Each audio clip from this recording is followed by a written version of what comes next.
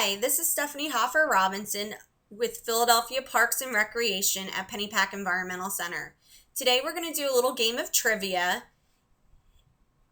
Today's trivia is, do you know what makes a bird different from other animals? Do you know what makes a bird different from other animals? Is it the pretty colors? If you said no, you're correct. Other animals like fish and insects come in all sorts of beautiful colors too. Is it the bill or beak?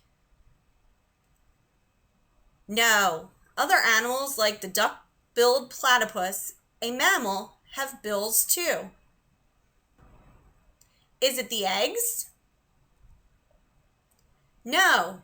Other animals like fish, amphibians, reptiles, insects, and even some mammals hatch from eggs as well. Can you think of a few? Is it the wings? No. Other animals like insects and some mammals have wings. Which animals can you think of that have wings? Then what is it? Feathers. Birds are the only animals that have them.